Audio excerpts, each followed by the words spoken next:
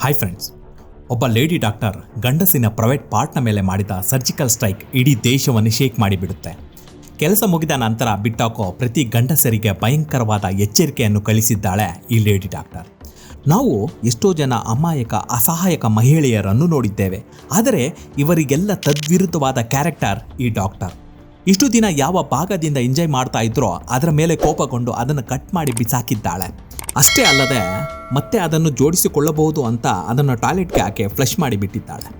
ರಕ್ತಸಿಕ್ತದಿಂದ ನರಳುತ್ತಿದ್ದ ಆಕೆಯ ಪ್ರಿಯತಮ ಈಗ ಆಸ್ಪತ್ರೆಯಲ್ಲಿದ್ದಾನೆ, ಆದರೆ ಮುಖ್ಯವಾದ ಭಾಗ ಇಲ್ಲದೆ ಕೈಗೆ ಗ್ಲೂಕೋಸ್ ಹಾಕಿಕೊಂಡು ಚಿಕಿತ್ಸೆಯನ್ನು ಪಡೆಯುತ್ತಿದ್ದಾನೆ.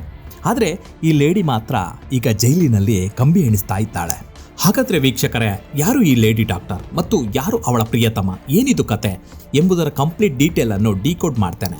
ಆದರೆ ಅದಕ್ಕೂ ಮುಂಚೆ ಇದೇ ಮೊದಲ ಬಾರಿಗೆ ನಮ್ಮ ಯೂಟ್ಯೂಬ್ ಚಾನಲನ್ನು ನೋಡ್ತಾ ಇದ್ದರೆ ದಯವಿಟ್ಟು ಸಬ್ಸ್ಕ್ರೈಬ್ ಮಾಡಿ ಮತ್ತು ಬೆಲ್ ಐಕಾನ್ ಒತ್ತೋದನ್ನು ಮರೆಯಬೇಡಿ. ಪಾಟ್ನಾದ ಬಿಹಾರಕ್ಕೆ ಸೇರಿದ ವೇದ ಪ್ರಕಾಶ್ ಒಬ್ಬ ಶರಣ್ ಟೌನ್ನ ಕೌನ್ಸಿಲರ್. ಒಂದು ಪಕ್ಷದ ಪಾರ್ಟಿಯಲ್ಲಿ ಗೆದ್ದು ಜನರ ವಿಶ್ವಾಸವನ್ನು ಪಡೆದು ಕೌನ್ಸಿಲರ್ ಆಗಿರ್ತಾನೆ. ಸೊ ಹೀಗೆ ಇರುವಾಗ ಒಂದು ದಿನ ಈ ಕೌನ್ಸಿಲರ್ ಹತ್ತಿರಕ್ಕೆ ಹಾಜಿಪುರ ಎಂಬ ನಗರದಿಂದ ಅಭಿಲಾಷ ಎಂಬ ಲೇಡಿ ಡಾಕ್ಟರ್ ತನ್ನ ಮನೆಯವರ ಅನುಮತಿ ಪಡೆದು ಬಂದಿರ್ತಾಳೆ. ಅವನ ವಾರ್ಡ್ನಲ್ಲಿ ಇದ್ದ ಒಂದು ಸೈಟ್ನಲ್ಲಿ ಮನೆಯ ನಿರ್ಮಾಣಕ್ಕೆ ಅನುಮತಿಯನ್ನು ಕೋರಿ ಈ ವೇದ ಪ್ರಕಾಶ್ನನ್ನು ಭೇಟಿ ಮಾಡ್ತಾಳೆ. ಭೇಟಿಯ ನಂತರ ಮೊಬೈಲ್ ನಂಬರ್ಗಳು ಎಕ್ಸ್ಚೇಂಜ್ ಆಗ್ತವೆ. ಆನಂತರ ತಾನೇ ಖುದ್ದು ನಿಂತು ಡಾಕ್ಯುಮೆಂಟ್ಸ್ಗಳನ್ನು ಮುನ್ಸಿಪಲ್ ಆಫೀಸ್ನಲ್ಲಿ ಕೊಟ್ಟು ಮನೆ ಕಟ್ಟಿಕೊಳ್ಳಲು ಎಲ್ಲ ಅನುಮತಿಯನ್ನು ಕೊಡಿಸಿರ್ತಾನೆ ಈ ವೇದ ಪ್ರಕಾಶ್. ಆಗಲೇ ಈ ವೇದ ಪ್ರಕಾಶ್ ಅವಳನ್ನು ಪ್ರೀತಿಸಲು ಶುರು ಮಾಡಿರ್ತಾನೆ. ಅವಳು ಕೂಡ ಇವನ ಪ್ರೀತಿಗೆ ಒಪ್ಪಿಕೊಂಡಿರ್ತಾಳೆ. ಅಭಿಲಾಷ ಡಾಕ್ಟರ್ ಆಗಿ ಒಂದು ಪ್ರೈವೇಟ್ ಹಾಸ್ಪಿಟಲ್ನಲ್ಲಿ ಕೆಲಸ ಮಾಡ್ತಿದ್ದಾಳೆ. ಒಂದಿನ ಸೀದಾ ಆಸ್ಪತ್ರೆಗೆ ಬಂದು ನಾನು ನಿನ್ನ ಪ್ರೀತಿಸುತ್ತಿದ್ದೇನೆ ಎಂದು ಪ್ರಪೋಸ್ ಕೂಡ ಮಾಡಿಬಿಡ್ತಾಳೆ. ಇನ್ನೇನು ತಡ, ಇದಕ್ಕಾಗಿ ಕಾಯುತ್ತಿದ್ದ ಅಭಿಲಾಷ ಕೂಡ ಅವನ ಪ್ರೀತಿಯನ್ನು ಮನಸಾರೆ ಒಪ್ಪಿಕೊಂಡು ಬಿಡ್ತಾಳೆ. ಹೀಗೆ ಕಾಲ ಕಳೆಯುತ್ತಾ ಇವರಿಬ್ಬರ ನಡುವೆ ಸಲುಗೆ ಹೆಚ್ಚಾಗಿ ಡೈರೆಕ್ಟಾಗಿ ಕೌನ್ಸಿಲರ್ ಡಾಕ್ಟರ್ ಮನೆಗೆ ಬಂದು ಹೋಗ್ತಾನೆ ಇರ್ತಾನೆ. ಇವರಿಬ್ಬರ ನಡುವೆ ಶಾರೀರಿಕ ಸಂಬಂಧವೂ ಏರ್ಪಡುತ್ತದೆ. ಆಕೆಯ ಸಹೋದರ ಮತ್ತು ತಂದೆ ತಾಯಿ ಹಾಜಿಪುರ ಟೌನ್ನಲ್ಲೇ ಇರ್ತಾರೆ. ಹೀಗೆ ಒಂಟಿಯಾಗಿ ತಾನು ಕೆಲಸ ಮಾಡುತ್ತಿದ್ದ ಆಸ್ಪತ್ರೆ ಹತ್ತಿರದಲ್ಲೇ ಒಂದು ರೂಮ್ ಇರುವುದರಿಂದ ಡೈಲಿ ಬಂದು ಹೋಗಿ ಎಂಜಾಯ್ ಮಾಡ್ತಿದ್ದ ಈ ಕೌನ್ಸಿಲರ್ ವೇದ ಪ್ರಕಾಶ್. ಆದರೆ ಕೆಲ ದಿನಗಳ ನಂತರ ಅಭಿಲಾಷಗೆ ಮನೆಯಲ್ಲಿ ಅವರ ತಂದೆ ತಾಯಿಗಳು ಬೇರೆ ಸಂಬಂಧವನ್ನು ಹುಡುಕ್ತಿದ್ದಾರೆ. ಇದರ ಬಗ್ಗೆ ಅಭಿಲಾಷ ವೇದ ಪ್ರಕಾಶ್ ಹತ್ರ ಮಾತಾಡ್ತಾಳೆ. ನನಗೆ ಮನೆಯಲ್ಲಿ ಬೇರೆ ಸಂಬಂಧವನ್ನು ನೋಡ್ತಾ ಇದ್ದಾರೆ, ಆದರೆ ಆದಷ್ಟು ಬೇಗ ಮನೆಯಲ್ಲಿ ನಮ್ಮಿಬ್ಬರ ವಿಷಯವನ್ನು ತಿಳಿಸಿ ಮದುವೆ ಆಗೋಣ ಅಂತ ತಿಳಿಸಿರ್ತಾಳೆ. ಆದರೆ ಇವಳ ಈ ಮಾತುಗಳನ್ನು ತುಂಬ ಲೈಟಾಗಿ ತೆಗೆದುಕೊಂಡಿರ್ತಾನೆ ವೇದ ಪ್ರಕಾಶ್. ಆದರೆ ಎಂಜಾಯ್ ಮಾಡಲು ಮಾತ್ರ ಡೈಲಿ ರಾತ್ರಿ ರೆಡಿಯಾಗಿ ಇವಳ ಮನೆ ಬಾಗಿಲು ತಟ್ತಿದ್ದ. ಹೀಗೆ ಹಲವು ದಿನಗಳ ಇವರ ಈ ಸಂಬಂಧ ನಡೀತಾನೆ ಇರುತ್ತೆ. ಮೊದಲೇ ಆಕೆ ಡಾಕ್ಟರ್ ಬೇಕಾದ ಪ್ರಿಕಾಷನ್ಸ್ಗಳನ್ನು ತೆಗೆದುಕೊಂಡು ಹಲವು ಸುಂದರ ರಾತ್ರಿಗಳನ್ನು ಕಳೆದಿರ್ತಾರೆ. ಆದರೆ ಅಭಿಲಾಷೆಗೆ ಮನೆಯಿಂದ ತುಂಬ ಪ್ರೆಷರ್ ಬರ್ತಾನೆ ಇರುತ್ತೆ. ತುಂಬ ಒಳ್ಳೆಯ ಡಾಕ್ಟರ್ ಸಂಬಂಧಗಳು ಬರ್ತಿವೆ, ನೀನು ಯಾವುದಾದ್ರೂ ಒಂದು ಸಂಬಂಧನ ಒಪ್ಕೊಳ್ಳೇಬೇಕು ಅಂತ ಅವರ ತಂದೆ ತಾಯಿ ದಿನ ಫೋನ್ ಮಾಡಿ ಅವಳಿಗೆ ಕೇಳ್ತಾನೆ ಇರ್ತಾರೆ.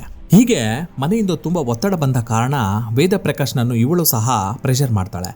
ಆದರೆ ಅವನು ಇವತ್ತು ನಾಳೆ ಅಂತ ಕತೆ ಹೇಳ್ತಾನೆ ಬರ್ತಿರ್ತಾನೆ. ಹೀಗೆ 2 ವರ್ಷಗಳು ಕಳೆದು ಹೋಗಿದೆ. ಒಂದಿನ ಅಭಿಲಾಷ ತಂದೆ ತಾಯಿಗಳಿಗೆ ಇವರ ಈ ಪ್ರೀತಿಯ ವಿಚಾರ ತಿಳಿಯುತ್ತದೆ. ಆಗ ಅವರು, ನೀನು ನಿನ್ನ ಲವರ್ನಾದರೂ ಮದುವೆ ಮಾಡ್ಕೋ ಅಥವಾ ನಾವು ತೋರಿಸಿರೋದ್ರಲ್ಲಿ ಯಾರನ್ನಾದರೂ ಮದುವೆ ಮಾಡ್ಕೋ, ಅದು ನಿನ್ನಿಷ್ಟ, ಒಟ್ಟಿನಲ್ಲಿ ನಿನ್ನ ಅಭಿಪ್ರಾಯವನ್ನು ಈ 1 ತಿಂಗಳಲ್ಲಿ ನಮಗೆ ತಿಳಿಸಬೇಕು ಅಂತ ಕಡ್ಡಾಯ ಮಾಡಿರ್ತಾರೆ. ಇದೇ ಡೆಡ್ಲೈನ್ ಮ್ಯಾಟ್ರನ್ನು ಆಕೆ ತನ್ನ ಪ್ರಿಯಕರನಿಗೆ ತಿಳಿಸ್ತಾಳೆ. ಇದಕ್ಕೆ ಬೇರೆ ಉತ್ತರ ನೀಡದೆ ಸರಿ ಆಗಿದ್ರೆ ನಾವು ರಿಜಿಸ್ಟರ್ ಮ್ಯಾರೇಜ್ ಆಗೋಣ ಅಂತ ತಿಳಿಸ್ತಾನೆ. ಅದಕ್ಕೆ ಡೇಟ್ ಕೂಡ ಫಿಕ್ಸ್ ಮಾಡಿಬಿಡ್ತಾರೆ. ಜೂನ್ 29ನೇ ತಾರೀಕಿನಂದು ಮದುವೆ ಮಾಡಿಕೊಳ್ಳಬೇಕು ಅಂದುಕೊಳ್ತಾರೆ. ಅದಕ್ಕಾಗಿ ಬೇಕಾದ ಎಲ್ಲ ಡಾಕ್ಯುಮೆಂಟ್ಸ್ಗಳನ್ನು ಸಿದ್ಧತೆ ಮಾಡಿಕೊಳ್ತಾರೆ. ಅಷ್ಟೇ ಅಲ್ಲದೆ ತನ್ನ ಎಲ್ಲ ಕ್ಲೋಸ್ ಫ್ರೆಂಡ್ಸ್ಗಳನ್ನು ರಿಜಿಸ್ಟರ್ ಆಫೀಸ್ಗೆ ಬರಲು ತಿಳಿಸಿರ್ತಾಳೆ. ಬ್ಯೂಟಿ ಪಾರ್ಲರ್ಗೆ ಹೋಗಿ ಫೇಶಿಯಲ್ ಮಾಡಿಸ್ಕೊಂಡು ಬರ್ತಾಳೆ. ಹೊಸ ಬಟ್ಟೆಗಳನ್ನು ಖರೀದಿ ಮಾಡ್ತಾಳೆ. ಮೆಹಂದಿಯನ್ನು ಹಾಕಿಕೊಂಡು ರೆಡಿ ಆಗ್ತಾಳೆ. ಅದೇ ದಿನ ಸಂಜೆ ತನ್ನ ಡಾಕ್ಟರ್ ಫ್ರೆಂಡ್ಸ್ ಎಲ್ಲರಿಗೂ ಗ್ರ್ಯಾಂಡ್ ಆಗಿ ಪಾರ್ಟಿ ಕೊಡ್ತೀನಿ ಅಂತ ಸಹ ಹೇಳಿರ್ತಾಳೆ. ಅವರಿಗೆ ತುಂಬ ಆತ್ಮೀಯರಾದ 6 ಜನ ಸ್ನೇಹಿತರಿಗೆ ಪಾರ್ಟಿಯನ್ನು ಸಹ ನೀಡ್ತಾಳೆ. ನಂತರ ವೇದ ಪ್ರಕಾಶ್ನನ್ನು ಜೊತೆಯಲ್ಲಿ ಕರೆದುಕೊಂಡು ಹೋಗಿ ಆತನಿಗೂ ಬೇಕಾದ ಎಲ್ಲ ಬಟ್ಟೆಗಳನ್ನು ಕೊಡಿಸ್ತಾಳೆ. ಕಟ್ಟಿಂಗನ್ನು ಮಾಡಿಸಿಕೊಂಡು ತುಂಬ ಸ್ಮಾರ್ಟ್ ಆಗಿ ಬರಬೇಕೆಂದು ಸಹ ತಿಳಿಸಿರ್ತಾಳೆ. ಹಾಗೆ ಬರುವಾಗ ಸಾಕ್ಷಿಗೋಸ್ಕರ ಆಧಾರ್ ಕಾರ್ಡ್ ಮತ್ತು ಏಜ್ ಪ್ರೂಫ್ಗೋಸ್ಕರ ಸರ್ಟಿಫಿಕೇಟನ್ನು ತೆಗೆದುಕೊಂಡು ಬಾ ಅಂತ ತಿಳಿಸ್ತಾಳೆ. ಅದಕ್ಕೆ ವೇದ ಪ್ರಕಾಶ್ ಕೂಡ ಸರಿ ಅಂತ ಹೇಳಿರ್ತಾನೆ. ಎಲ್ಲ ರೆಡಿಯಾಗಿದೆ. ಸಿನಿಮಾ ರೇಂಜ್ಗೆ ಈ ಸೀನ್ ನಡೆಯುತ್ತೆ ಅಂತ ಹೇಳಬಹುದು ಸ್ನೇಹಿತರೆ. ಅಂದು ಬೆಳಿಗ್ಗೆ 11:17 ಒಳ್ಳೆಯ ಮುಹೂರ್ತಕ್ಕೆ ಹಾರ ಬದಲಾಯಿಸಿಕೊಳ್ಳಬೇಕು ಅಂದುಕೊಳ್ತಾರೆ. ಅದಕ್ಕೆ ಎಲ್ಲ ಅಧಿಕಾರಿಗಳು ಸಹ ಇವಳಿಗೆ ಸಾಥ್ ನೀಡಿರ್ತಾರೆ. ಸರಿ, ಅಂದು ಮದುವೆಯ ದಿನ ಕಾರಿನಲ್ಲಿ ತುಂಬ ಸುಂದರವಾಗಿ ರೆಡಿಯಾಗಿ ಬಂದಿರ್ತಾಳೆ ಡಾಕ್ಟರ್ ಅಭಿಲಾಷ. 1 ಗಂಟೆಗೂ ಮುನ್ನ ರಿಜಿಸ್ಟರ್ ಆಫೀಸ್ಗೆ ಬಂದು ಸೇರಿಕೊಂಡಿರ್ತಾಳೆ. ಆಕೆ ಫ್ರೆಂಡ್ಸ್ ಕೂಡ ಸಮಯಕ್ಕಿಂತ ಮುಂಚಿತವಾಗಿ ಬಂದು ತಲುಪಿರ್ತಾರೆ. ತನ್ನ ಪ್ರಿಯತಮ ವೇದ ಪ್ರಕಾಶ್ಗಾಗಿ ಹಲವು ಕನಸುಗಳನ್ನು ಹೊತ್ತು ಮುಂದಿನ ಸುಂದರ ಬದುಕನ್ನು ನೆನೆದು ತುಂಬ ಸಂತೋಷದಿಂದ ಕಾಯುತ್ತಿದ್ದಾಳೆ. ಆದರೆ ಸಮಯ 11 ಗಂಟೆಯಾದರೂ ವೇದ ಪ್ರಕಾಶ್ ಬರಲಿಲ್ಲ. ಕೂಡಲೇ ಫೋನ್ ಮಾಡ್ತಾಳೆ. ಆದರೆ ಅವನ ಫೋನ್ ಸ್ವಿಚ್ ಆಫ್. ಆದರೂ ಏನೋ ತೊಂದರೆ ಆಗಿರಬಹುದು, ಬಂದೇ ಬರ್ತಾನೆ ಎಂಬ ನಂಬಿಕೆಯಿಂದ ಗಾಬರಿಗೊಳ್ಳದೆ ಯಾರಿಗೂ ತಿಳಿಸದೆ ಅವನಿಗಾಗಿ ಹಾರ ಹಿಡಿದು ಕಾಯುತ್ತಿದ್ದಾಳೆ ಅಭಿಲಾಷ. ಆದರೆ ಸಮಯ ಮೀರುತ್ತಿದೆ. ವೇದ ಪ್ರಕಾಶ್ ಬರಲೇ ಇಲ್ಲ. ಅವನು ನಾಪತ್ತೆ. ಪದೇ ಪದೇ ಕಾಲ್ ಮಾಡ್ತಾನೆ ಇದ್ದಾಳೆ. Phone switch off.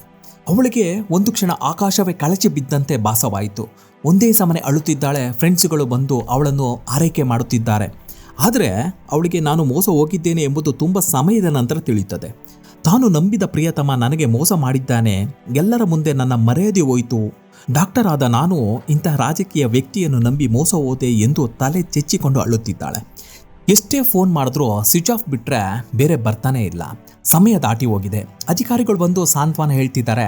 ಸಾಧ್ಯವಾದರೆ ಅವನ ಮೇಲೆ ಪೊಲೀಸರಿಗೆ ಕಂಪ್ಲೇಂಟ್ ಕೊಡುವಂಥ ಸಜೆಸ್ಟ್ ಕೂಡ ಮಾಡ್ತಿದ್ದಾರೆ. ಆದರೆ ಅಭಿಲಾಷ ಆಲೋಚನೆ ಮಾತ್ರ ಬೇರೆಯೇ ಇತ್ತು.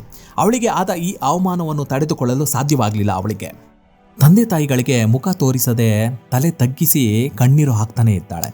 ಇನ್ನು ಸಂಜೆಯ ತನಕ ಫೋನ್ ಮಾಡ್ತಾನೆ ಇದ್ಲು. ನನಗೆ ಸಂಜೆ 7 ಗಂಟೆಗೆ ಫೋನ್ ರಿಂಗ್ ಆಗ್ತಾ ಇದೆ. ಆದರೆ ಯಾರೂ ಪಿಕ್ ಮಾಡಲಿಲ್ಲ. ಕೊನೆಗೆ ಅಭಿಲಾಷ ತುಂಬ ದುಃಖದಿಂದ ತನ್ನ ರೂಮ್ಗೆ ಬಂದು ಮಲಗಿ ಬಿಡ್ತಾಳೆ. ರಾತ್ರಿ 10 ಗಂಟೆಯ ಸಮಯ. ವೇದ ಪ್ರಕಾಶ್ ಫೋನ್ ಮಾಡ್ತಾನೆ. ಆದರೆ ಈ ಸರ್ತಿ ಅಭಿಲಾಷ ಫೋನ್ ಪಿಕ್ ಮಾಡಲಿಲ್ಲ. ನಂತರ ಮೆಸೇಜ್ ಮಾಡ್ತಾನೆ. ನಾನು ಬೇರೆ ಕೆಲಸದ ನಿಮಿತ್ತ ಹೊರಗೆ ಹೋಗಬೇಕಾಗಿತ್ತು, ನಿನಗೆ ಹೇಳಿದರೆ ಕೋಪ ಮಾಡ್ಕೊತೀಯಾ ಅಂತ ಹೇಳಿ ಸ್ವಿಚ್ ಆಫ್ ಮಾಡಿದ್ದೆ ಅಂತ ಕತೆ ಬೇರೆ ಕಟ್ತಾನೆ. ಮೆಸೇಜ್ ಮಾಡ್ತಾನೆ. ಆದರೆ ಇವನ ಯಾವ ಮೆಸೇಜ್ಗೂ ಆಕೆ ರಿಪ್ಲೈ ಕೊಡಲಿಲ್ಲ. 3 ದಿನಗಳವರೆಗೂ ಇದೇ ರೀತಿ ಕಾಲ್ ಮಾಡಿ ಮೆಸೇಜ್ ಮಾಡಿ ಅಭಿಲಾಷಳನ್ನು ನನ್ನನ್ನು ಕ್ಷಮಿಸು ಎಂದು ಬೇಡಿಕೊಳ್ತಾನೆ. ಕೊನೆಗೆ ಅಭಿಲಾಷ ಒಂದು ಸ್ಕೆಚ್ ಹಾಕ್ತಾಳೆ. ಆಕೆ ಆಸ್ಪತ್ರೆಯಿಂದ ಸರ್ಜಿಕಲ್ ಬ್ಲೇಡನ್ನು ತೆಗೆದುಕೊಂಡು ಬರ್ತಾಳೆ. ರಾತ್ರಿ ಎಂಜಾಯ್ ಮಾಡಲು ಕರೆದರೆ ಓಡೋಡಿ ಬರ್ತಾನೆ ಅಂತ ಅವಳಿಗೆ ಗೊತ್ತು. ಅದಕ್ಕೆ ಪಕ್ಕಾ ಪ್ಲಾನ್ ಮಾಡ್ತಾಳೆ. ಜುಲೈ 2ನೇ ತಾರೀಕು ನಾನು ಮನೆಗೆ ಬರ್ತೇನೆ. ನಾನು ನಿನ್ನನ್ನು ಖಂಡಿತವಾಗಿ ಮದುವೆ ಆಗ್ತೀನಿ, ಆದರೆ ನನಗೆ ಸ್ವಲ್ಪ ಸಮಯ ಕೊಡು ಅಂತ ಅಂಗಲಾಚಿ ಬೇಡಿಕೊಳ್ತಾನೆ. ಆದರೆ ಅಭಿಲಾಷ ಇವನ ಯಾವ ಮಾತನ್ನು ನಂಬೋ ಪರಿಸ್ಥಿತಿಯಲ್ಲಿ ಇರಲಿಲ್ಲ. ಸರಿ, ಇವತ್ತೇ ಸಂಜೆ ಮನೆಗೆ ಬಾ ಅಂತ ಕರೀತಾಳೆ. ಓಕೆ ಅಂತ ಹೇಳಿ ಸಂಜೆ ಮನೆಗೆ ಬಂದ ಕೂಡಲೇ ಅವಳನ್ನು ತಬ್ಬಿಕೊಂಡು ಮುತ್ತು ಕೊಡ್ತಾನೆ. ಆಕೆ ಕೂಡ ಅವನ ಲಿಪ್ ಕಿಸ್ಗೆ ಕೋಆಪ್ರೇಟ್ ಮಾಡ್ತಾಳೆ. ಜ್ಯೂಸ್ ಕೂಡ ತಯಾರು ಮಾಡಿ ಇಟ್ಟಿರ್ತಾಳೆ. ಅದರಲ್ಲಿ ಲೈಟ್ ಡೋಸ್ ಮತ್ತು ಬರುವ ಔಷಧಿಯನ್ನು ಸಹ ಮಿಕ್ಸ್ ಮಾಡಿರ್ತಾಳೆ. ಅದನ್ನು ಕುಡಿಯಲು ತನ್ನ ಪ್ರಿಯತಮನಿಗೆ ಕೊಡ್ತಾಳೆ. ಅವನು ಕೂಡಲೇ ಅದನ್ನು ಕುಡಿದು ಮುಗಿಸ್ತಾನೆ. ನಂತರ ಬಾತ್ರೂಮಿಗೆ ಹೋಗೋಣ ಬಾ, ಇವತ್ತು ಅಲ್ಲೇ ಮಜಾ ಮಾಡೋಣ ಅಂತ ಕರೀತಾಳೆ. ಆತುರದಿಂದ ಕೂಡಲೇ ಪ್ಯಾಂಟ್ ತೆಗೆದು ಬಾತ್ರೂಮ್ ಕಡೆಗೆ ಓಡೋಡಿ ಹೋಗ್ತಾನೆ. ಇನ್ನೇನಿದೆ, ಮುತ್ತು ಕೊಡುವಂತೆ ನಟಿಸ್ತಾಳೆ. ಆತನ ಪ್ರೈವೇಟ್ ಭಾಗವನ್ನು ಹಿಡಿದುಕೊಳ್ತಾಳೆ. ಅವನು ಈ ಶೃಂಗಾರವನ್ನು ಅನುಭವಿಸುತ್ತಿರುವಾಗಲೇ ತಾನು ತಂದಿದ್ದ ಸರ್ಜಿಕಲ್ ಬ್ಲೇಡ್ನಿಂದ ಈತನ ಮರ್ಮಾಂಗವನ್ನು ಕತ್ತರಿಸಿ ಬಿಡ್ತಾಳೆ. ಅದನ್ನು ಅಲ್ಲಿ ಎಲ್ಲಾದರೂ ಇಟ್ಟರೆ ಮತ್ತೆ ಆಪರೇಷನ್ ಮಾಡಿ ಜೋಡಿಸಿಕೊಳ್ಳಬಹುದು ಎಂಬುದನ್ನು ಎಣಿಸಿ ಅದನ್ನು ಕೂಡಲೇ ಯಾರಿಗೂ ಸಿಗದಂತೆ ಟಾಯ್ಲೆಟ್ನಲ್ಲಿ ಹಾಕಿ ಫ್ಲಶ್ ಮಾಡಿ ಬಿಡ್ತಾಳೆ. ಅದು ಕಣ್ಣಿಗೆ ಕಾಣದಂತೆ ಡ್ರೈನೇಜ್ ಒಳಗೆ ಹೋಗಿಬಿಡುತ್ತದೆ. ಇನ್ನು ಒಂದೇ ಕ್ಷಣ ಇದನ್ನು ನೋಡಿದ ಆತ ಕಿರುಚುತ್ತಿದ್ದಾನೆ. ಲಬೋ ಎಂದು ಬಾಯಿ ಬಡ್ಕೊಳ್ತಿದ್ದಾನೆ. ಆದರೆ ಅಭಿಲಾಷ ಮಾತ್ರ ತುಂಬ ಒಳ್ಳೆಯ ಹುಡುಗಿ.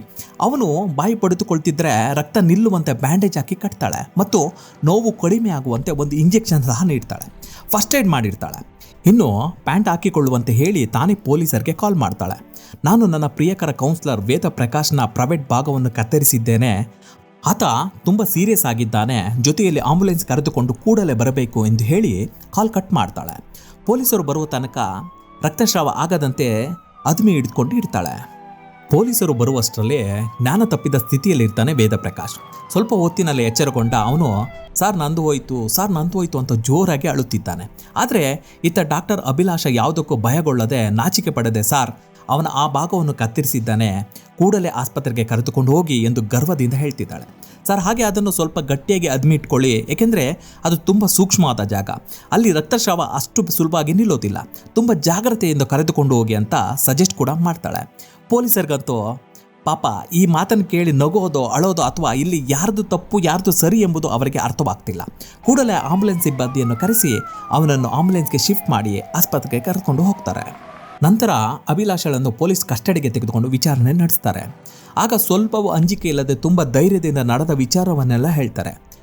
ನನ್ನನ್ನು 2 ವರ್ಷಗಳಿಂದ ಹೇಗೆ ಬೇಕೋ ಹಾಗೆ ಬಳಸ್ಕೊಂಡಿದ್ದಾನೆ ಸರ್. ಮದುವೆ ಮಾಡಿಕೊಳ್ತೇನೆ ಎಂದು ದಿನನಿತ್ಯ ನನ್ನ ಜೊತೆ ಸಂಸಾರ ಮಾಡಿದ್ದಾನೆ.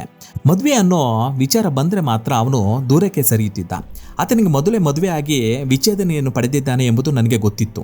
ನನ್ನನ್ನು ಮದುವೆ ಮಾಡಿಕೊಳ್ತೇನೆ ಎಂದು ಆಣೆ ಪ್ರಮಾಣವನ್ನು ಮಾಡಿದ್ದ ಸರ್. ಹಾಗೆ ನನ್ನನ್ನು ಅನುಭವಿಸಲು ಪ್ರತಿದಿನ ರಾತ್ರಿ ನನ್ನ ಮನೆಗೆ ಬರ್ತಿದ್ದ. ನನ್ನ ಸ್ನೇಹಿತರ ಮುಂದೆ, ನನ್ನ ತಂದೆ ತಾಯಿಗಳ ಮುಂದೆ ರಿಜಿಸ್ಟರ್ ಆಫೀಸ್ನಲ್ಲಿ ನನ್ನ ಮರ್ಯಾದೆಯನ್ನು ಸಹ ತೆಗೆದಿದ್ದಾನೆ. ತುಂಬ ಪ್ರಯತ್ನ ಪಟ್ಟೆ ಸರ್. ಮದುವೆ ಮಾಡಿಕೊಳ್ಳಲು ಒಂದಲ್ಲ ಒಂದು ಕಾರಣ ಹೇಳಿ ಅಲ್ಲಿಂದ ತಪ್ಪಿಸ್ಕೊಳ್ತಿದ್ದ. ಕೊನೆಗೆ ನನಗೆ ಅರ್ಥವಾಯಿತು, ಇವನಿಗೆ ನನ್ನ ದೇಹ ಮಾತ್ರ ಬೇಕಿತ್ತು, ನನ್ನ ಪ್ರೀತಿ ಅಲ್ಲ ಎಂಬುದು. ಹಾಗಾಗಿ ಅವನು ನನ್ನನ್ನು ಅನುಭವಿಸಲು ಖಂಡಿತ ಬಂದೇ ಬರ್ತಾನೆ ಅಂತ ನನಗೆ ಗೊತ್ತಿತ್ತು. ಅದಕ್ಕಾಗಿ ಅವನಿಗೆ ಸರಿಯಾದ ಬುದ್ಧಿ ಕಲಿಸ್ಬೇಕು ಅಂದುಕೊಂಡು, ನನ್ನಂತೆ ಬೇರೆ ಹೆಣ್ಣಿಗೆ ಈ ರೀತಿಯ ಮೋಸ ಆಗಬಾರ್ದು ಅಂದುಕೊಂಡು ಈ ರೀತಿ ಮಾಡಿದೆ ಸರ್. ನಾನು ಜೈಲಿಗೆ ಹೋದ್ರೂ ಪರವಾಗಿಲ್ಲ, ನನ್ನನ್ನು ಬಿಟ್ಟು ಅವನು ಬೇರೆ ಯಾರನ್ನು ಮದುವೆ ಆಗೋದನ್ನು ನಾನು ಸಹಿಸೋದಿಲ್ಲ. ಅದಕ್ಕಾಗಿ ಯಾವುದೇ ಲೇಡೀಸ್ ಹತ್ರ ಹೋಗದಂತೆ ಅದನ್ನು ಕತ್ತರಿಸಿ ಬಿಸಾಕಿದ್ದೇನೆ ಎಂದು ಗರ್ವದಿಂದ ಹೇಳ್ತಿದ್ದಾಳೆ ಡಾಕ್ಟರ್. ಈಗ ಆತ ಪ್ರೈವೇಟ್ ಪಾರ್ಟ್ ಇಲ್ಲದೆ ಚಿಕಿತ್ಸೆಯನ್ನು ತೆಗೆದುಕೊಳ್ತಿದ್ದಾನೆ. ಇದಕ್ಕಾಗಿ ಒಂದು ಆಪರೇಷನ್ ಮಾಡಬೇಕಾಗಿ ಬರುತ್ತದೆ. ಆದರೆ ಇದರಿಂದ ಜೀವಕ್ಕೇನು ಅಪಾಯ ಇಲ್ಲ ಎಂದು ಡಾಕ್ಟರ್ ಧೈರ್ಯವನ್ನು ಹೇಳ್ತಿದ್ದಾರೆ. ಡಾಕ್ಟರ್ ಹೇಳಿದ ಮಾತ್ರಕ್ಕೆ ಕಳೆದು ಹೋದ ಅವನ ಅತಿ ಮುಖ್ಯವಾದ ಭಾಗ ಮರಳಿ ಬರುವುದೇ. ಇದನ್ನೆಲ್ಲ ನೆನೆದು ಅಳುತ್ತಾ ಇದ್ದಾನೆ. ಆದರೆ ಒಂದಂತೂ ನಿಜ ವೀಕ್ಷಕರೇ, ಪ್ರತಿ ಬಾರಿ ಆತ ಮೂತ್ರ ಮಾಡುವಾಗ ಅವಳ ನೆನಪು ಬರುವಂತೆ ಮಾಡಿದ್ದಾಳೆ ಈ ಅಭಿಲಾಷ. ಆದರೆ ಇಂಥ ಘೋರವಾದ ಶಿಕ್ಷೆ ಕೊಡ್ತಾಳೆ ಅಂತ ಅವನು ಅಂದ್ಕೊಂಡಿರಲಿಲ್ಲ.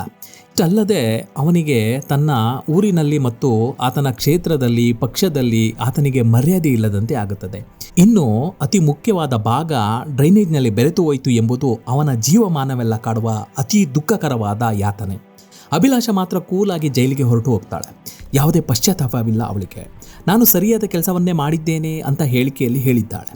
ಅಲ್ಲಮ್ಮ ಮಹಾತಾಯಿ, ಮದುವೆ ಮಾಡ್ಕೊಳ್ಳಿಲ್ಲ ಅಂತ ಯಾರಾದರೂ ಗಂಡಸಿಗೆ ಬೇಕಾದ ಅತಿ ಮುಖ್ಯವಾದ ಭಾಗವನ್ನು ಕಟ್ ಮಾಡ್ತಾರಾ ಅಂತ ಕೇಳ್ತಿದ್ದಾರೆ ಕೆಲವು ಗಂಡಸರು. ಆದರೆ ಇಲ್ಲಿ ಆತ ಸಾಯದಂತೆ ಸ್ವತಃ ಆಕೆ ಇಂಜೆಕ್ಷನ್ ಮಾಡಿ ರಕ್ತಸ್ರಾವ ಆಗದಂತೆ ನಿಗಾ ವಹಿಸಿ ಡಾಕ್ಟರ್ ಆಗಿ ಪುಣ್ಯ ಕಟ್ಟಿಕೊಂಡಿದ್ದಾಳೆ.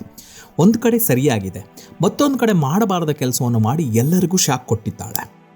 ಅವತ್ತು ಒಂದು ದಿನ ರಿಜಿಸ್ಟರ್ ಆಫೀಸ್ಗೆ ಹೋಗಿ ಒಂದು ಸೈನ್ ಮಾಡಿದ್ದಿದ್ರೆ ಸಾಕಾಗಿತ್ತು. ಆಗ ಆಕೆ ತನ್ನ ಗಂಡ ಅಂದ್ಕೊಂಡು ಅದನ್ನು ನಿಜಕ್ಕೂ ಕಟ್ ಮಾಡ್ತಾ ಇರಲಿಲ್ವಾ ಅಲ್ವಾ? ಹೆಣ್ಣಿಗೆ ಮೋಸ ಮಾಡುವ ಪ್ರತಿ ಗಂಡಸರೇ, ಹುಡುಗರೇ ಎಚ್ಚರ ಎಚ್ಚರ ಎಚ್ಚರ. ಹಾಗಾದರೆ ವೀಕ್ಷಕರೇ, ಈ ಡಾಕ್ಟರ್ ಮಾಡಿದ್ದು ಸರಿಯೇ ಅಥವಾ ತಪ್ಪೋ, ನಿಮ್ಗೇನು ಅನಿಸುತ್ತದೆ ಎಂಬುದನ್ನು ದಯವಿಟ್ಟು ಕಮೆಂಟ್ನಲ್ಲಿ ನನಗೆ ತಿಳಿಸಿ. ಈ ವಿಡಿಯೋ ನಿಮಗೆ ಇಷ್ಟವಾಗಿದ್ದರೆ ದಯವಿಟ್ಟು ಲೈಕ್ ಆ್ಯಂಡ್ ಶೇರ್ ಮಾಡಿ. ಹಾಗೆಯೇ ಸಬ್ಸ್ಕ್ರೈಬ್ ಮಾಡೋದನ್ನು ಮರೆಯಬೇಡಿ. ಧನ್ಯವಾದಗಳು.